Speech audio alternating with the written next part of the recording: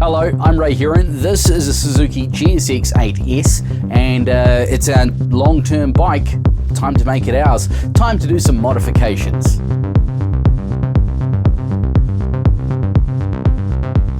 Alright, so the things I plan to modify on this bike are not groundbreaking. I actually quite like it the way it is. There's two things that I really just can't stand though. One is bike maintenance, chain maintenance. I got to do that every week because I'm doing 300 Ks a week on the thing. And the second is I got to have somewhere for my phone because I like to be able to see the screen when I'm doing turn-by-turn navigation. If it's in front of me, I know I haven't forgotten it. So let's get into it. Okay, so the devices that I've chosen for my modification, this is one. This is the Scott Euler X-System 3.0. The cool thing about the Scott Euler X-System 3.0 is the installation is completely reversible. Other Scott Eulers, you've got to chop the vacuum lines and put a T-junction in there and all that sort of jazz. This one here, you attach the reservoir to the bike, you run a cable to the battery, and you run the dropper to the rear sprocket. That's it. Nice and easy. The other thing that we are installing underneath this big pile of stuff is the quad lock handlebar mount, wireless USB charging base, and the waterproof 12 volt to USB smart adapter. Now the cool thing about the waterproof 12 volt smart adapter is it goes straight on the battery again, no splicing into wiring, and it measures the battery voltage. So as soon as your voltage goes below 12.5 volts, it turns off. As long as it's above that, it stays on, supplying the wireless charging head with power, and your phone on there stays charged. I quite like that. And I'm going to slap the bar mount directly on the middle of the handlebars. So that's all the kit that we are installing on the Suzuki GSX 8S. It's probably time to get into it.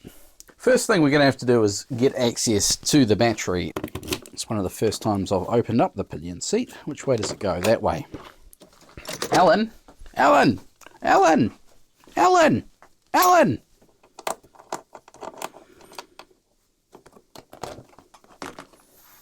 Seat off. Nice work. Okay.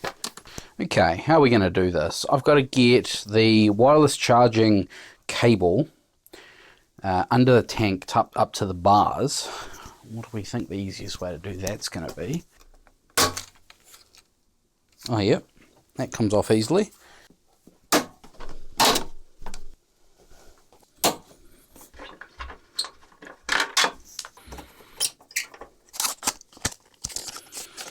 This is the smart piece of kit, right? So you've got an auto switch, you've got an off, and you've got an on. So that would be on all the time, draining your battery. This is auto, so it's reading your battery voltage, and when it's high enough, it's charging, and you can turn it off if you are putting your bike into storage for a long period of time. So the beauty of this is they give you heaps of cable, because not only have we got this much cable to a USB from our mains, but our wiring loom is this big as well. So the USB weatherproof wireless charger. Let me in, give me your goodies.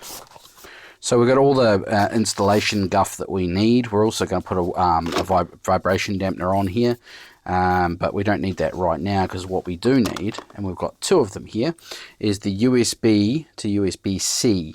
Now I'm going to use the right angled one, but it does come with a straight one if you so desire. And that's the cable that we're going to be running down through our bars and under our tank.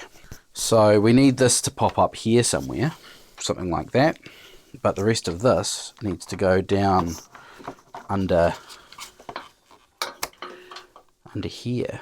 So we're going to route the cable basically the same way as the rest of the wires and everything go, down through here.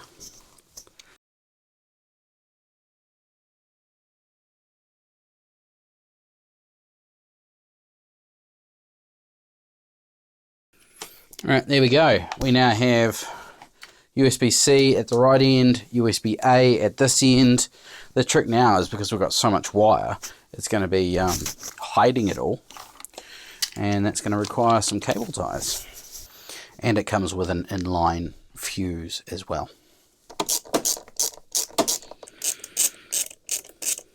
Okay, that's all connected. Alright, we need the smart thingamajig. Plug in on this end.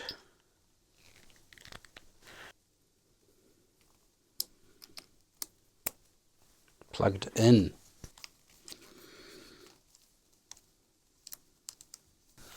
Okay, now we need a vibration dampener. Plug in.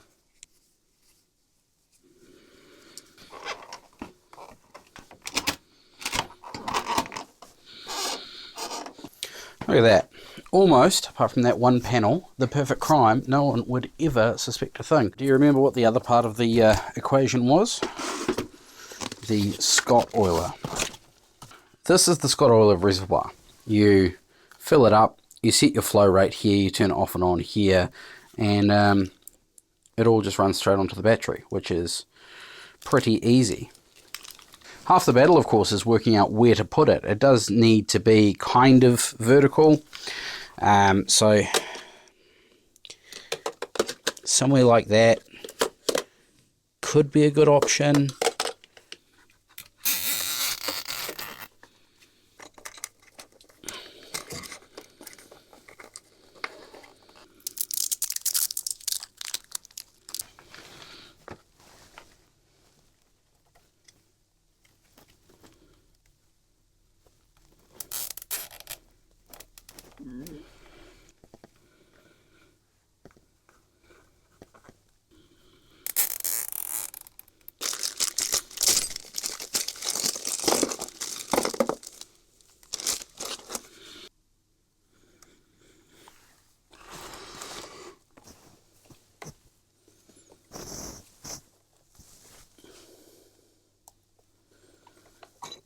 Okay, now it's just a matter of tidying up cabling, which is reasonably easy.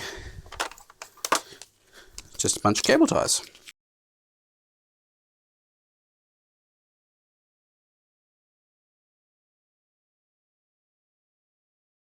And I'll tidy all that up shortly, because next thing I want to do is prime it. So, power on.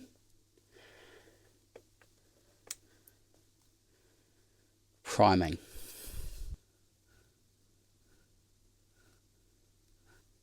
Scott oiler installed on the pinion peg, line up and around here, all tidy, and dropper just down here on the sprocket. The beauty of this Scott oiler is it's electric, so it's measuring when the bike is running. It's pumping oil to the sprocket when it is running, and it turns off when it's not. Now all we need to do is keep an eye on the sight glass here, and when it gets a bit low, we fill it up. That's my chain maintenance. No more cleaning, no more oiling, done. Now there is a Scott oiler for pretty much any motorcycle, whether you don't really want to go with the electric model, you want to go with the vacuum powered model.